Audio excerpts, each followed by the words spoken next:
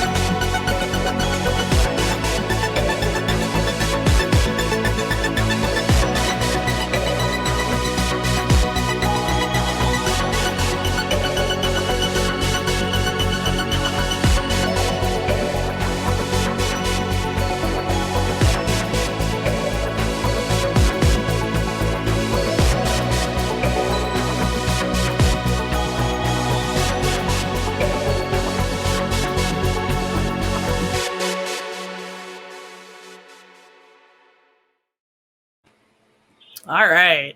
So we've gotten through our magical intro. So Eris, I'm going to throw you under the bus for Cogenitor. Okay. And I was starting with Cogenitor, correct? We are. All right. Have at. So Cogenitor is a infamous, I think, would be an apt descriptor. To be fair, we've actually covered it before. Okay. Episode of Enterprise, wherein there's a whole bunch of the usual science gobbledygook going on in the background. The focus we're primarily interested in, though, is that the culture, the Vissians, the culture that the Enterprise's crew is meeting and interacting with, have a third gender that's necessary for their. Sadly, we never get any kind of anatomical explanation of how this happens, but somehow this third gender is involved. Is it really sadly though? Really? I'm really curious as to how you have a male and female couple that requires a third gender somehow. Like I'm just really curious as to that. But anyway, we never get an explanation. I feel like this is getting into like awkward conversations about your junk. You know how many of my D&D characters are monster fuckers? Yes, actually, I do. Oh no! We're not even 5 minutes in, and we've already traumatized William. And that's going on a T-shirt, by the way. Like Trekker's Delight, monster fuckers. To try and make it through this summary, they have a third gender involved. It's a very small percentage of the population. There's a lot of, competition amongst couples that want children in order to gain access to one of them. And they are treated completely subhuman. They're usually referred to as its. They aren't given any kind of education or real autonomy, and no names even.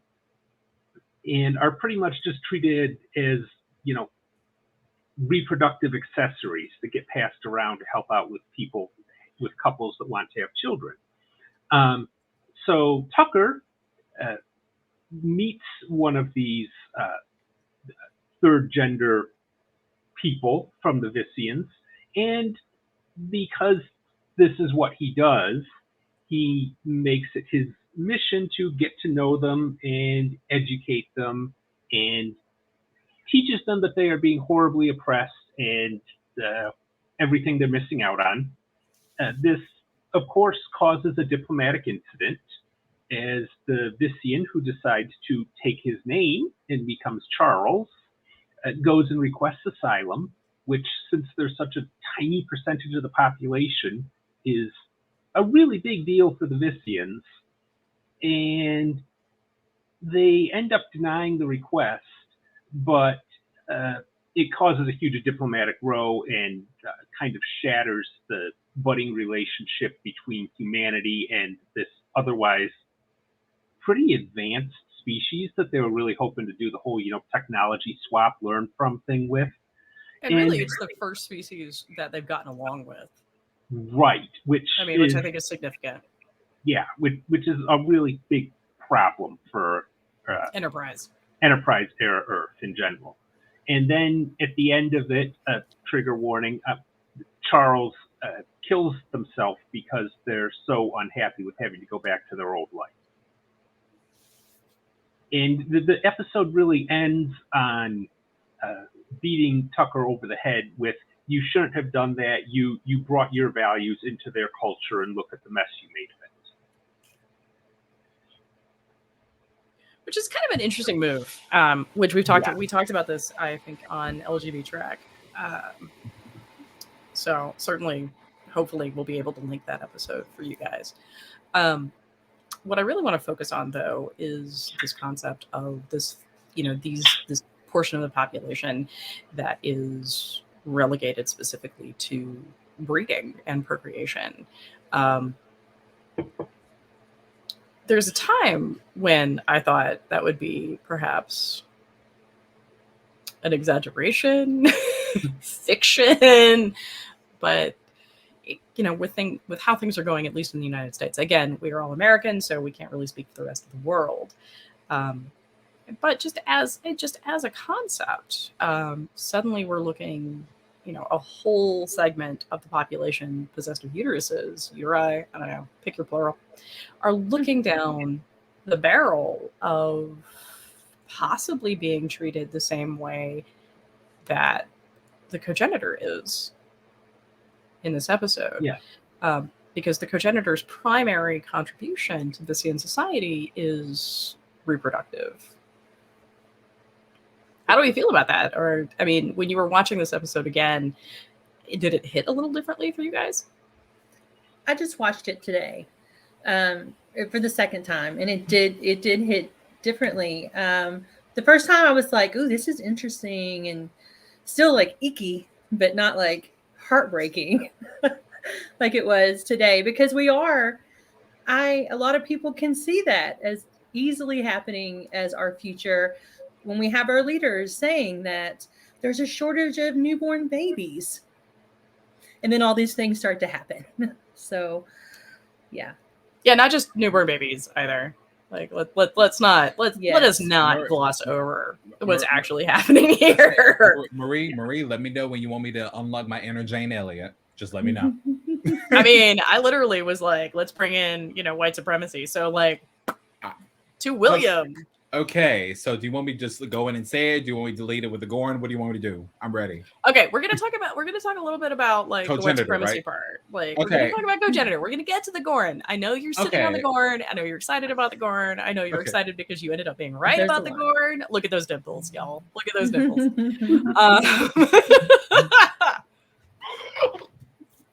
Okay, I'm sorry. Okay, that's a little too much Gorn excitement. right? I was right. I was right. I was just, No, I'm excited for you. I'm excited that you were right, but I'm also a little traumatized by like what you were right about. Yeah. Okay, so white supremacy. Let's talk about it. So this is basically like a hint of Black Trek, and backstory for anyone that is watching this, for any of the 10 people that will watch this. Black Trek and LGBTREK came from FTP. So because it was like so much to talk about that we had to basically break it up into 3 shows on different days. So what is white supremacy? It's a very, very big topic, but let's just say some 2,000 odd years ago, a group of Caucasians decided to become the conquerors of Earth. Now, this does not mean that I want to put in white guilt or hatred or revenge. I'm not none of that. Marie can tell you all day long. Like I'm not. I'm literally going to pull you back. I'm going to pull you back. We're not going all the way back. I said, I asked you. Nora, did I ask her? Yeah, I'm in it. Hey, I'm in it. I asked her. Eris, did I ask her? Okay. Mea culpa, guys. Mea culpa. Okay, I can give you a history lesson. Like I know. But that is a Black Trek episode that we're going to do. Promise, guys. Okay. But I wanted to talk, Nora brings up a pretty solid point because we've got some pretty overt white supremacist sentiments going on with respect to, the shortage of babies and the way the Supreme Court is currently handing down decisions. Specifically, there was a moment where, who was it that tweeted this at Barack Obama? Probably. Yes. I don't remember. And then John Corbin retweeted and made a big mess. But are you talking about? Let's go after Brown versus Board of Education. I mean, they don't care to show their cards any. Yeah. So I mean, we're not. We're actually looking at a way, to control birth and to control the right kinds of births. Mm-hmm. Because they know Black, Brown, Indigenous, and other people of color with uteruses are going to be mostly affected by this whole thing. I can do it now. I can do it now. Okay. I'm with you. 2022. Got it. Okay. Not like 22. 2022. Yeah, literally, 22. I was literally about to go with Jesus. It was the year 22. And how white supremacy stemmed from Christianity that came all the way down to the 21st. I was going to go. No, we're not going that far back. I mean, we don't really have to. We're living. So anyway, white strong. So basically, one of the things that I learned from Jane Elliott is that she read a book, and in the beginning of that, I think it's called the preface. In the beginning of that book, from a profound author, it said that there's 3 ways to pretty much continue white supremacy and degrade all the other races in the country. 1, you have to change your immigration laws. Mm-hmm. You have to only let in people of Caucasian look and or ancestry. You cannot let anyone of color in no matter what, and then they have to mask it. Oh, drug cartels and all this other bullshit. So that's 1. 2, there's the prison system, which yada yada yada has more. I mean, hey, which has more by percentage more people of color, and then there were slaves. Even if you did the inflation numbers between now and then, there's more in prison, because if you want to break down a particular Black, and I'm not excusing all of them because I don't know the whole full story, but what I can say is if you really want to break down a Black family, you have to take one of them and throw them in jail. You have to make this. I mean, I remember someone else told me before I get to number 3 that William, by the time you reach 21, you're either supposed to be dead or in jail or somehow in the system. In that it's fucked, but hey. And number 3, control abortions. That's number 3. Well, the other 2, in order for this to work, all 3 have to work in what's the word? In tandem. Thank you. But they're not, because there's pushback on all sides of it. Like weed is being legalized in a bunch of states. People are having enough. You're like, you know what? If I can't have control of my baby, you can't have the cool cat here. I'm sorry. It's just. So they've even mentioned it. They've even mentioned it in Hollywood films. I think they even talked about it in a Predator movie or something. That and I must have seen it where they used some white supremacist guy use some profanity to say, in 30 years these are gonna take over. And the thing is, they're not just worried about losing power. They're worried about us getting revenge. When a lot of us just don't want to have to remember that our grandparents drunk from a different water fountain. That's it. I can't speak for everyone, but that's pretty much what's going on now. Those are the 3 things that are happening now, and Roe v. Wade is the latest example of that. Right. Did I do it? You did. Well done. Thank you. And I don't think I don't think it's necessarily accidental that the Visians are mostly of Caucasoid descent. You guys noticed that, right? Yeah. So Like yeah, see-through, like almost. I mean, they're my hey, people. But yeah, Hmm. it's I think what- it's kind of disturbing when you look at something like Cogenitor and you're just like, this is supposed to be science fiction. This is supposed to be an exaggerated metaphor. And going back and watching it, it again, like I said, it hits differently. Eris, what'd you find in it? Yeah, I was gonna say, you know, with how we're given to understand the biology of their. I didn't do it. I didn't do it. I didn't do it. I didn't do it. The timing. I didn't do With it. how the biology of their reproduction works, you can understand how the Vissians kind of got to the point where they were at. In order to reproduce, it's not for them, you know, a relative 50-50 balance like most human societies have had. They have one particular kind of person who's a very small percentage of their population, but who is required in order for them to reproduce. So you can see how they would start to see those people as a really valuable resource. As chattel. And yeah, I mean, and that kind of puts you in one of two paths. Either those people would become super elevated and have some kind of monarchical status, like you might see in a lot of different insect type biologies, or they get treated like cattle. And I'm not even going to say devil's advocate. The Vissians did not go the monarchical route. The masses took control of the minority that they needed and used them as they see fit to. Which is, again, you can understand how they got there, but the fact that they haven't revisited that as their culture has evolved seems like a pretty damning condemnation of them as a people.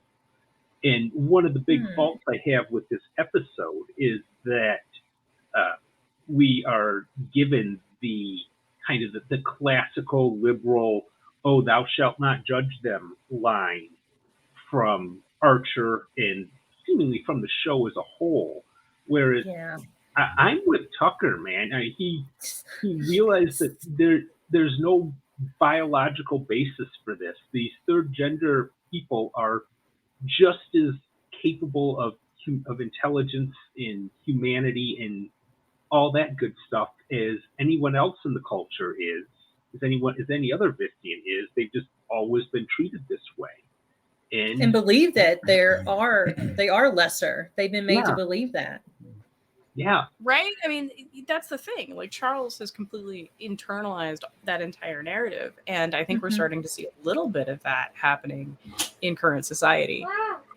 Oh, you absolutely see that internalized misogyny of my purpose is to be a brood there in a lot of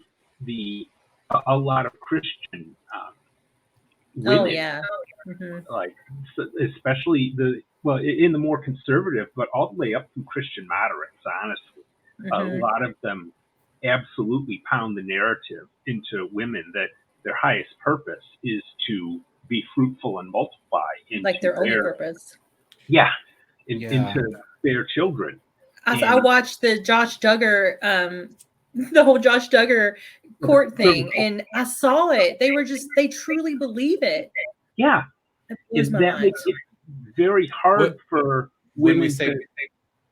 I'm sorry, when we say believe it, believe what? They believe what they're being told. They believe that their only purpose is to serve these men. And that even though Josh did these horrible things, I thought the trial was about child pornography. Right. And his whole family, including his wife and his sisters, who were abused when they were young by him, have forgiven him and said, this is what we were taught. This is how we have to live. He is a man. And of course he does these things because it's something we did. And I'm gonna bring it back. I'm gonna swing it right back to Eris, so she can finish her point. But that totally reminds me of the right, because she was making her point. That totally reminds me of the biblical text, that's the scripture or the law it was back then, that if you got touched or raped by another man, you were automatically his wife, and it didn't matter. Like that literally is so. Go ahead, Eris. Yeah. In fact, I think that in one of the books of the Bible that's really just a long, boring list of rules, they what is something like, if a man rapes a woman who is not another man's wife, then he just has to marry her and pay a fine for it or something like that. I'm looking it up. Yeah, I make it a point to not remember actual scriptural references because far too much of my childhood involved that. So fair. I just say, it's somewhere in one of those stupid books somewhere. But the point I was trying to get to as a whole is that just like with the third sex of the Visians, them having it completely internalized that they are not really people. They're just a tool to facilitate reproduction. A lot of women within Christian cultures, even in the developed world, even in the United States, especially in the United States, have a similar view pressed into them that they are inferior, that they are subservient to men.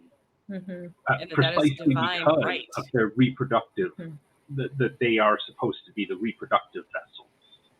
Gosh, you made such good points. I love the one about how their technology was so advanced, but they never revisited this. I didn't even think about that when watching that. That is an amazing point. But even also, like in terms of structure, Charles is never given their own quarters. Right. And as far as we can tell, Charles doesn't actually have any space devoted to them in the couple's quarters either. It's literally just these quarters that are devoted to this couple, and Charles exists there almost as like a tchotchke until they're until they're needed for whatever it is the Visians do. Well, I have a question. I'm kind of torn. Now, morally, I'm with, Charles Tucker all the way.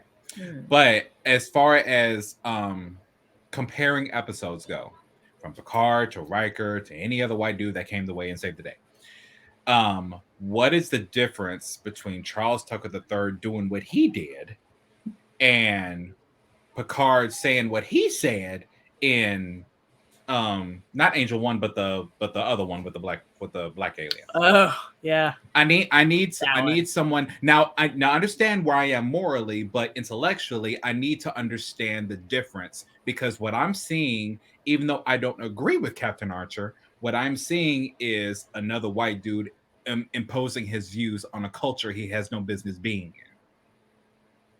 I struggled with that watching it. Yeah, too. you're gonna have to want to. You're gonna. I mean, you see what I'm saying? Archer's not imposing his cultural mores. In fact, like no, not Archer. Charles. Yeah. Okay. So Tucker, right? Yeah. So like you're looking at Charles Tucker's white knightism, maybe. Yeah, I'm asking. Like I said, morally, I agree with Trip. I do, but and I disagree with with Archer. But intellectually, I need to understand the difference between what Trip was doing and what Picard and Riker were doing. Like in those different episodes. What's interesting is like in Code of Honor, Picard and Riker don't actually effectuate any sort of societal change.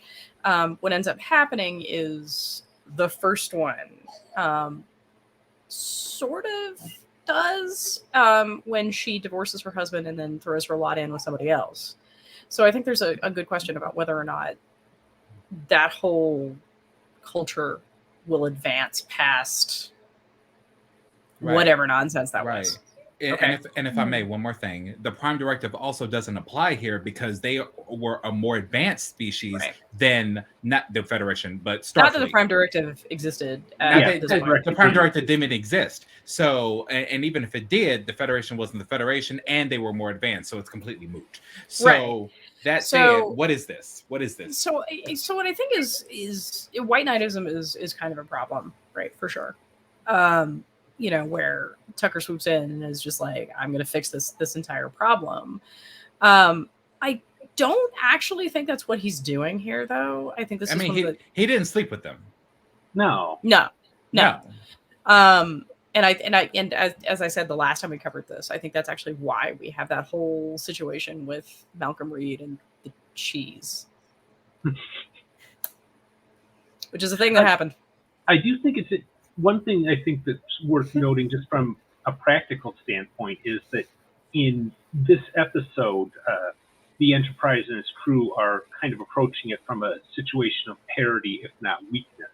Whereas I think weakness, usually when in the later series, the Federation is coming at these things from a point of strength. Like yes, even if it's not Federation policy to come in and impose human rights by force of arms or something like that, they can at least say, well, because of this thing you're doing that we disagree with, we don't need you. Whereas Earth, in this case, doesn't necessarily have that option, which I'd like to think at least was a huge part of Archer's consideration in all of this. I mean, Archer's consideration there is political in that, he quite frankly just isn't at a point where he can really afford to alienate anybody. Because he's literally a single Warp 5 ship, like out in the middle of nowhere. So that makes sense to me. It sucks, but it makes sense. What I think is what I kind of want to build a little bit on what Eris is talking about. This disparity of technological advancement or comparative power. The Viskians are coming from a position of power, and I think the casting is very deliberate. Again, I mentioned before that we've noticed that the Viskians are almost all coded as being white people, and that takes any sort of weird racial question out of it. Right. So if they're coded as white people, then it's less a question of white knighting because he is, again, coming at it from parity. So I think the difference here is going to be is literally just going to be a power issue, right? Like, I mean, is this a white versus white issue, kind of like what we face here in America? Because I know that there's a lot of disdain between the classes of Caucasians. From what I don't think this is a class issue either. I think this is literally just a situation where Trip is legitimately faced with what is very clearly meant to offend us as being, injustice. Right. It's terrible. This is not something that's colorable. I think, and Will, correct me if I'm wrong, what I think Will not get involved. What I think Will was trying to get at is what does give Tucker the right to come in and level these critiques at a culture that he's not a part of and that he doesn't understand. Mm-hmm. And I think there's both some similarities and some differences here with some similar situations that we have in our society today. I have a very good friend who is a former Muslim. I grew up female in a fairly strict Muslim house, and is constantly getting kind of drawn into these dialogues, wherein a lot of classical Western liberals say that we as outsiders don't have the right to criticize certain Middle Eastern cultural practices that are themselves a melange of Islamic law and tribal culture and cultural traditions, things like the headscarves and things like that. Whereas what my friend will say is, no, trust me, as someone who was there, those things are bad and they are rooted in oppression. Please criticize them. And I think that's part of the point, right? Like, I think while Archer does try to make that conversation and try to make that point that, you know, where does respect for culture and respect for versus respect for like your own cultural values, like where is that nexus? Mm-hmm. But I really think that the episode itself is trying, because Archer comes off as being terrible in this. Like, I mean, he doesn't win. Like, it's terrible.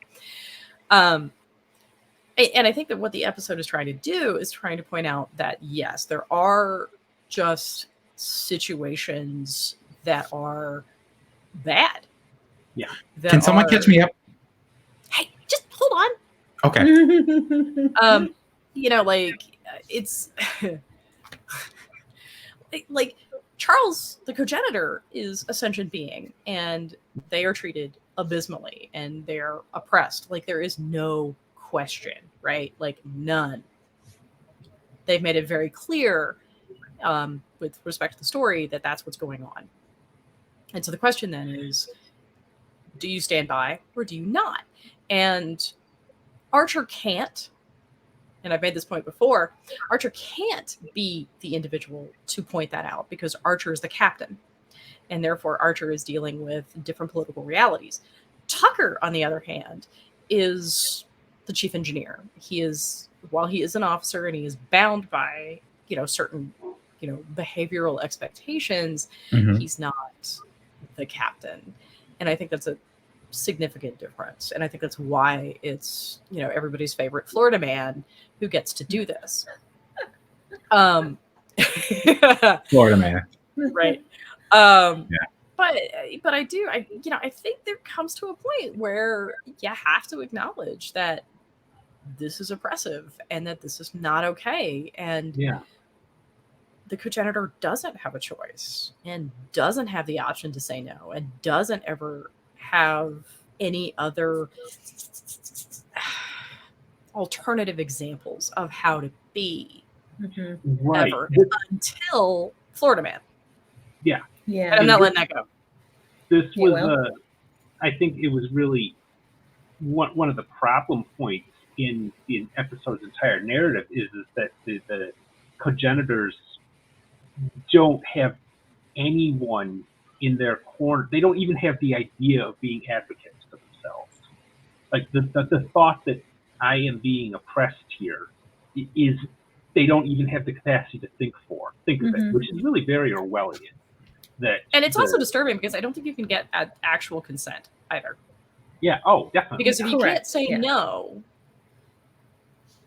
right, then you can't say yes either. That's one of the great things about that terrible song that everybody plays on the radio on Christmas. Oh, correct. Oh, the baby is cold outside. Yeah, right. Like, the apologists. But hold on. Like, you can do a pretty close reading of the song, and you can actually look at it in temporal context. And there are a lot of things here that indicate that this is actually like a back and forth. This is supposed to be a consensual issue. Right. The problem is that if you can, again, like, if there's not a societal venue or an appropriate, like a societally appropriate way to say, yes, I would like to have sex with you, then how do you say no? You know, I believe Eris brought up in a previous LGBT conversation that we don't know how they procreate exactly. We don't know the exact. I am not getting into bits. So it's like no. So it's like I'm not asking Eris. I'm not asking Charles. No. Stop. Don't want to know. She's I got this. No, okay. Because it's like, it's coming from the place of consent, right? Yeah. So it's like, so if you're literally bred like a slave from birth or out of a tube, wherever they came from, I don't know how they do it. I don't. It's like, we know it's not consensual. We know that it's all effed up. It's some honky tonk bullshit, is what I call it. I mean that. I mean, I was waiting but right, but it's like I'm trying to think. Like, I get you can't say no, but are you being raped or not? That's what I'm trying to figure out. Or do they artificially inseminate you and you just have a baby? Like, I don't know. Like, I don't get it. Like, And because I don't think it matters. it doesn't matter. The point is, it doesn't matter. I'm just asking the question because I'm that guy. Okay, I got you. Yeah. you know, like I'm actually gonna pull back from having a conversation about like the nature of rape.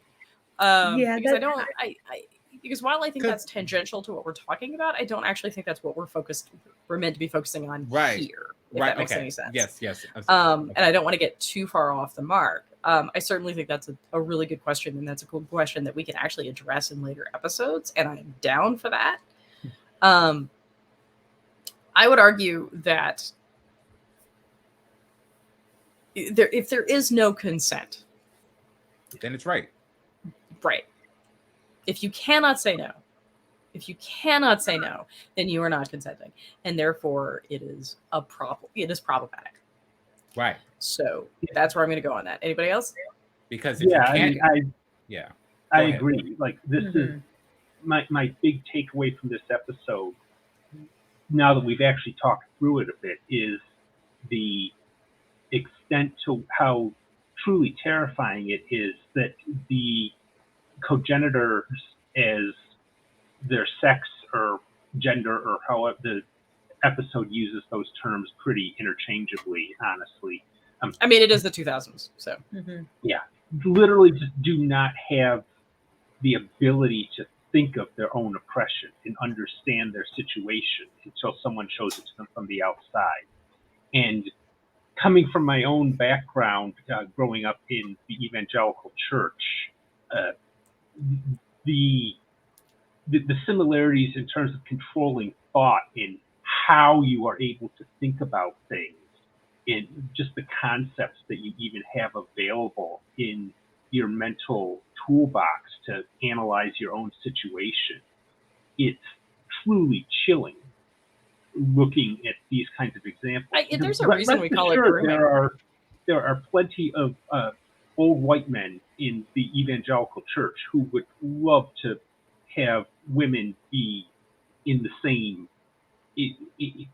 women today be in the same position of not even being able to think about how they're being used as breeding stock. Again, In fact, that's what grooming is. Yeah, we even my wife loves to watch like true crime and documentaries on things like My people. on like I know that Netflix has a couple big ones on right now about the insides of various sects of the Mormon Church, and just the snippets I've caught of these women talking about what it's like coming out of that. Their experience seems to really parallel what Charles is portrayed as having gone through here. Of they didn't even have the capacity; they barely had the capacity to think of how they were being used. And when they eventually got it, it was usually because some outside resource gave it to them that they were not supposed to have gained access to. Yes, I see that absolutely. But when they came out, they had options, and that's what's heartbreaking about this episode is that when they finally realized that they were oppressed and there was no options for them.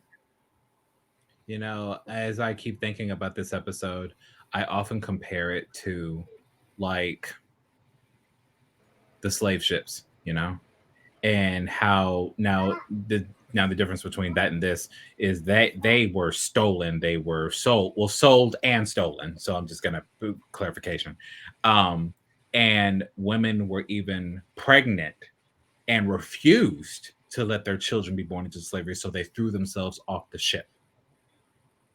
And you know, it's crazy mess. But I think while we have 20 minutes left, is it okay if we move on to like the gore side of things? Yes, the Gorn. Yes, can we move to the Gorn? Like we desperately need to move. This to the was Gorn. a great conversation, though. Yeah. I'm here for it. Always have. So- Like we can So continue it in LGBTREK. Yeah. So the point of talking about the Gorn, and just as a preface before William, Mom, it's that. Is that it's that right? That is what it is. Hi, guys. Mom. Hey guys, hey. Apparently, this is a family affair today, guys. Hey. I mean, it's Um, called life, you know. I know, It's right? fine. But I do want to talk about the Gorn because, like, this episode is literally what happens when Mom. you are stripped of Mommy. personhood and Mom. your sentience doesn't matter anymore. So we're going to move from the use of people as reproductive vehicles to Ah, something a little bit more why you Horrendous. fast? a thing, right? I got you. Yeah. I got you. All right, take it away, William. The ability to keep that composure is chef's kiss of momhood. Okay, so while Marie's handling my nephews, so okay, like all right. Have you both seen not the season finale, but the previous episode? With Yes. Sweet Terrifying. Paris? Blah. Awesome. Okay, now there's a mixed feelings about it, like whether they should not have completely taken it shot for shot, biology by biology from the xenomorph aliens and the alien and Predator franchises. You know, I'm kind of like fuck it. You know, I'm just like whatever. You know, I loved it. I thought loved was a it. big homage. I loved it. I loved all of it. So okay, this is the excited part of me, and then I'll save the dismal part for last. So Well, that's a great way basically, to end. oh yeah. So basically, it's the xenomorphs. That's all they are. That's what they are. That's It's just like they literally find a ship in a windy, deserted planet. Sound familiar? They get on the ship. It's all lost power. It's been there. They don't know how long. The crew is dead, and they have holes in them. Yeah. Now they didn't notice that because their bodies were turned over. Stop, and if the lights are flashing, it looked like a futuristic. Well, it's all futuristic, but it looked like Alien. So anyway, they're going through this whole ship, and La'an is pretty much Ripley, from what we've gathered, or at the very 100%. least, Ripley's daughter. At the very least, Yeah. If you know about Xenomorph Isolation, the video game, which portrays Ripley's daughter, but so we had no idea. She mentioned it in a previous episode, 4 or 5 episodes ago, however long it was, that they would force breeding inside you, and it would. I don't know whether she said it came out of your stomach or your chest. We know xenomorphs, it comes out of your chest. In other films, it came out of your back. Some come out of your throat. Well, Gorns just don't give a fuck. They come out wherever they will and please. Yeah. And they come out by like about half a dozen of them, I'd say. Yeah, like a small. I think that the one birth scene we got, I think there were like 3 of them or something like that. Right. Which reminded me of Alien versus Predator Requiem that was horrible film, horrible. But Oh my god, those movies were so bad. it was terrible. like it was terrible. It was terrible. I gave the first AVP a pass, like as in a good pass. Like okay, just be careful now. All right, now we here. Yeah. Like, but then they brought in AVPR, and I was like, a small town in Colorado. My mom loved them, but those were her You audience. take one of the most iconic video games ever made, and just what the fuck made you think this would be a good PG-13 movie? I'm gonna tell you something. When I was 13, I remember seeing all Star Trek films, obviously, including Nemesis, and I watched all of Prometheus hadn't come out yet. So none of those films, nor the Predator films, came out yet.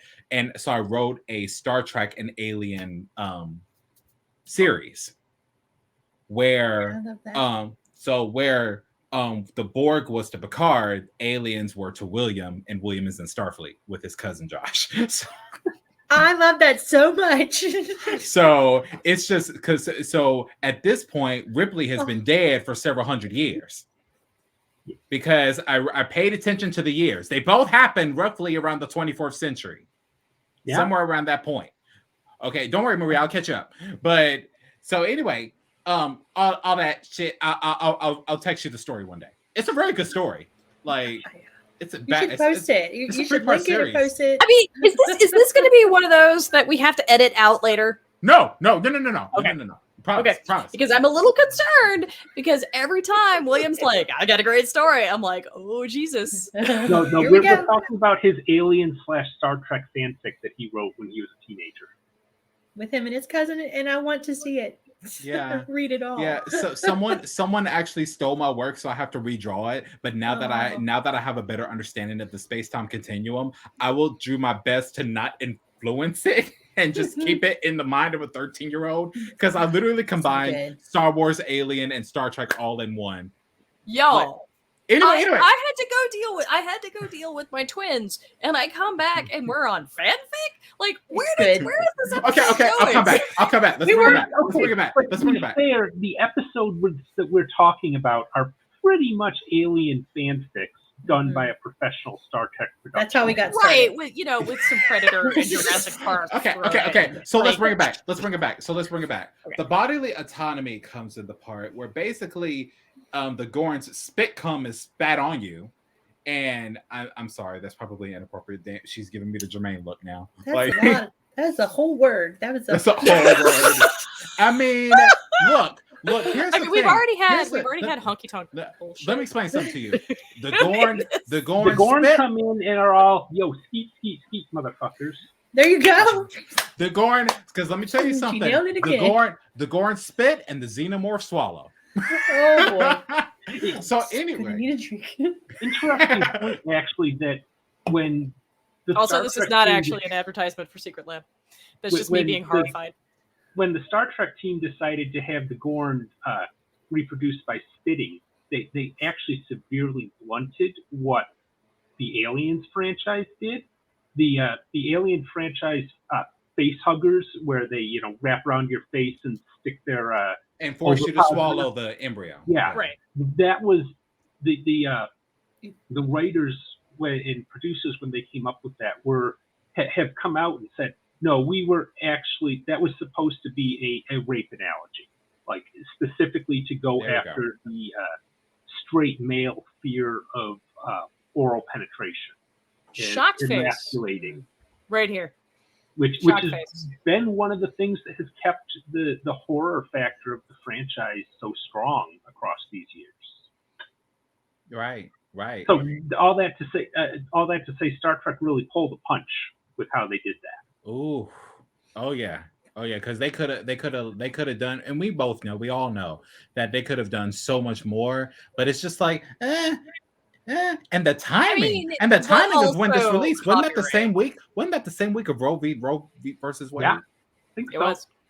Interesting. Oh no, I didn't know that. I just watched it last week. Well, that was coincidence. I don't think anyone knew it was going to be on that. I know, but no. People with uteruses watching that week. Right. I feel for you. Yeah, it was. Yeah, that was a thing. Absolutely. That was a thing. And basically, Marie, what we were also talking about is La'an is basically Ripley. Even though we learned that what's the chief engineer's name? God rest his soul. He pulled Alien 3. I know. I was just like, he's falling, but it's not into fire; it's into ice. It's into ice. Very Andorian of you. I was really waiting for the part where it was gonna burst out of him, and he would just smile as he's falling down. Like I was like waiting. I was like, okay, because they're probably gonna get sued if they actually did that. Because I don't know how they managed to get this many rights to even do this. Like. Okay. Anyway, I think this is why the skeet motherfucker comes in. So this is where I am not explaining to anybody affiliated with my children where they learned that. So now let's combine it all and bring in an historical perspective of where this might have been inspired from. So we know with the historical. I'm not going to go into the whole history of it. I promise. Mark. Again, 2022. I know, not 2022. I get it. Okay, I'm just going to do 1822. How about that?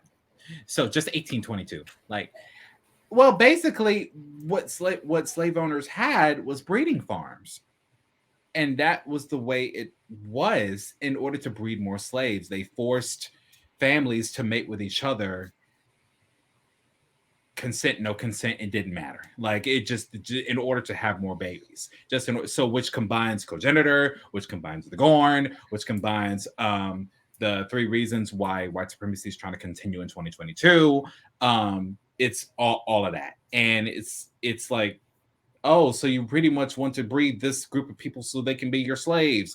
They have no say in the matter. They don't even know that they're above animals. Like they have no clue because they were treated worse than animals, just like the cogenitor was. Just like the Gorn don't give two shits or half a damn about you. They just finna spit on you, just like the xenomorph is gonna make you swallow. So, and it's a joke, but it's like real shit. And this is where the whole consensual, the whole forcing you to have things inside you do not have no business needing being inside you. If a woman says no, if they say no, if he says no, the answer means motherfucker no. And I try my best, my absolute best, and I'm not shading anyone for saying it. I try my best not to say the motherfucker. Samuel Jackson does a good ass job saying that shit, but that's where that word came from. That's where it came from. Those breeding farms. You don't see no ancient film said motherfucker in the film because it didn't exist yet at that time. Like that's an American thing that spread around, unfortunately. Like I said, I don't shade anyone for saying it because we all learn what we learn and we do our best. But that's pretty much what this whole series is about. Taking the right from those you have no say over a woman's body, period. Or some of the uterus. Yeah, zilch. Like I had people asking me, both Democrat and conservative, asking me, and I don't care if I get canceled. I can give two shits. Like, ask me, oh William, you're a man. How do you feel about it? You're going to be the head of your family. This is that and the third. And I said, listen here. Let me explain something to you. It is not my place. I am not God, and I do not want to be. Well, I know you won't do anything about it, William, but how do you feel? And I said, I feel like it's none of my goddamn business. That's what I really feel. Like, this is not one of those things where I do one thing and say another, say one thing and do another, or feel another thing. This is not one of those. This is like, I'm not, how do I word this? I kind of said this before on Black Trek. I'm not for or against it. I have no say in it. I don't have I feel like you're really just pro Nunya. That's me. That is me. And some people, not saying y'all did, but some people take that the wrong way. Oh, William, because silence is still violence. No, it means it's none of my damn business. That's what it means. There are certain situations in persons, places, and things that you literally need to stay out of it. Like prime directive or no prime directive. I'm sorry. Which is why I asked the question, even though I agreed with Tripp, when do we draw the line to stay out of it? When do we draw that line, right? Now, he had his reason. I would argue that we draw that line when people are dying.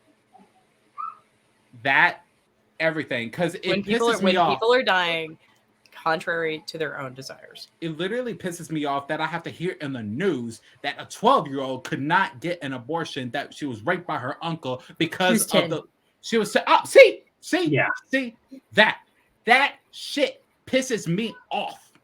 What's worse is the people who say, why are we not talking about while a 10-year-old's having sex? And I'm like, there is no conversation. There is no consent. Yeah. They don't even know what it means. Yeah. There is no consent with children. This is literally by definition illegal. Exactly. We have already decided as a society that this is not a thing we do. So like this is not a moral, like that's victim blaming. That's literally saying it's her fault for tempting her abuser. And that is not how that works, boo. It's not how that works. Also, None. To bring this back to Star Trek very briefly here. I felt it. I was going off. I felt it inside me. we are even worse than the Gorn in this case. The Gorn, at least, are coming at this from the perspective of this is their biological process, is hyper-evolved, specialized pursuit and ambush predators. It is entirely possible. In space. Yeah, in space. And from an anthropological and evolutionary standpoint, it's kind of odd that something that occupies that apex predator niche would develop the communal and tool-using skills to become a spacefaring civilization, but apparently we're just going to do that. But it's entirely plausible that the Gorn truly do not have the ability to think of other species as the same as themselves, as having the kind of personhood that they have. I mean, we see how they treat their own children. I would actually argue that They ate each other. personhood isn't an issue. Yeah. Like, I don't think that matters. I think what matters is power. So, I mean, that's the whole business of, like, you know, four Gorn go into the USS Peregrine and one comes out. Yeah. And that's the one that they pick out. But the point is, the Gorn have such a radical, because of their biology, the Right. Gorn have such a radically different understanding of the value of life and of personhood that I look at how their society, how they treat the people that they're encountering and using as breed/food stock is much more of an animalistic behavior. It's Whereas instinctual. what we do in what's being done in the United States and in other countries around the world is a very deliberate choice that people are making to preserve their own power and their own views. And that is vastly more evil than an animal. It's like the difference between a serial killer coming along and killing you and eating you, and a shark killing you and eating you. Yeah. I mean, because one, And this went real dark. I mean, well, we knew it was gonna be. I mean, It's the longer in there. Eric talks, the probability of the topics moving to Coming back to cannibalism, yeah. I mean, It's the Eris law. Chakotay said it best in the Borg episode when they were trying to make a deal. Like the scorpion. Basically, I can't help but set the scorpion to the fox. It's in my nature. Now, it's no excuse. We're not excusing it, but these are literal animals based on instinct, whereas the cogenitor and their species is what I believe Eris is getting at, is more like humanity than we are like the Gorn and the xenomorphs and the Hirogen and all them. So, because they were conscious, and I think Marie said it was two Latin terms when committing a crime. Mens rea. That part. So men rea. So basically the what was it called? The what was this? It's the bad mind. It's mens rea. But what was the species what was the species called? The Visian? Thank you. The Visians were conscious. They were conscious. They knew what they were doing. You know? Yeah. Now they didn't know what was happening to them, but he and she knew what the hell was going on. Yeah. And that's just like Congress. Just like Congress, and that's just like Congress, just like these motherfuckers right here. Like I said, lots of religious leaders sticking their mouth and stuff. Yeah, this is literally my shocked face. Oh, Q and your bad lipstick there. No, that's. That was literally Marie's face when all this shit went down. Like, I mean, right? It was. It was. That's fair. Can I just add one more thing about this episode, and actually the whole season of Strange New Worlds with Lon? We see that even though she got out, she is deeply affected by the trauma, where she can't even do her job correctly, and she ends up leaving. And we're going to see that too. Leaving with Newt. Mm-hmm. Yeah. She's Ripley. Like I know. But we see that trauma that she has, and now we're going to see that in like that 10-year-old who had to go, and it's in the news, and is going to live with this forever. I'm trying to figure out how that 10-year-old will even survive, but I'm going to shut up because I'm done. I talk too much. Eris, please make your point, baby. Well, first of all, I was going to say, this is a prime example of why every starship needs a ship's cat. Because if you've got a Jonesy on board, I mean, it's definitely going to help you when dealing with tiny little, Gorn skittering around. They're really strong, though. I know, right? Like, I mean, those two mini Gorns managed to big old man shove off it's a Duke so or maybe Lieutenant Duke. Maybe a cat wouldn't be the best solution, but now I actually want to see an episode where the Gorn attack a Klingon ship, and it's little baby Gorn scattering around, and Gargs are going after them, trying to eat them.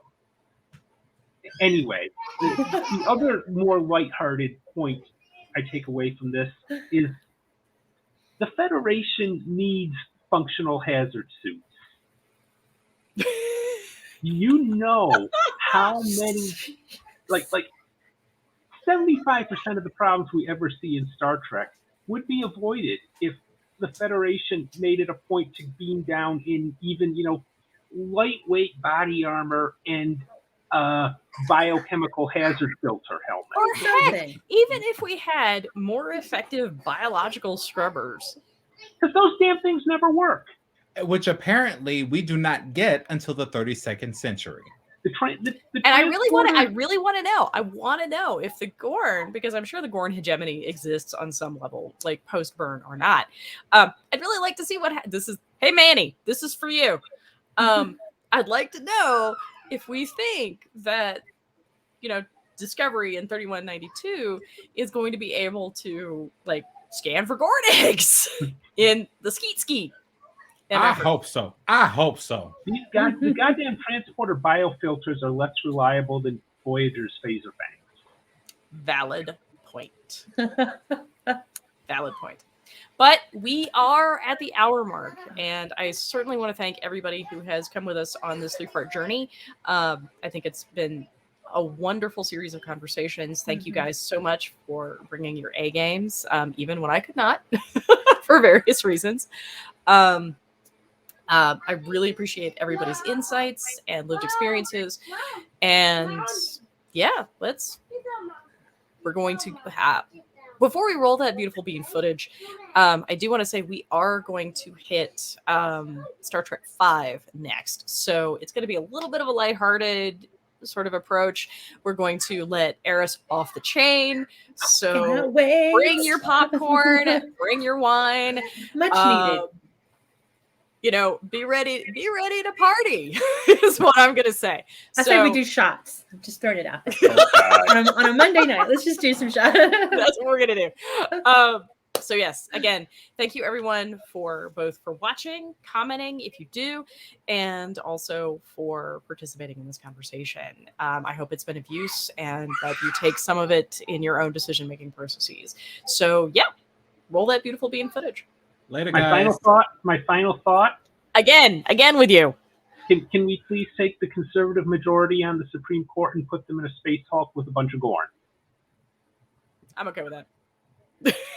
Yes. Where's my gavel? I'll allow it. Yes.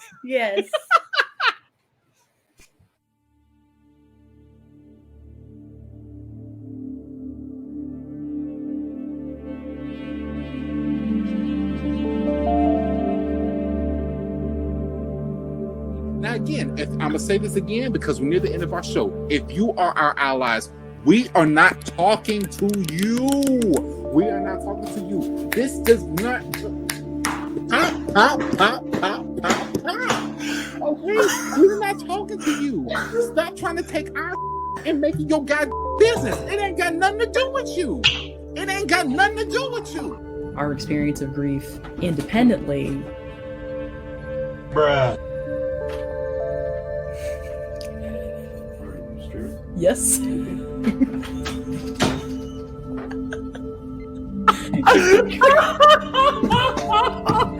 I love that they're in the comments. So much is like, I'm just reading the comments. Yeah.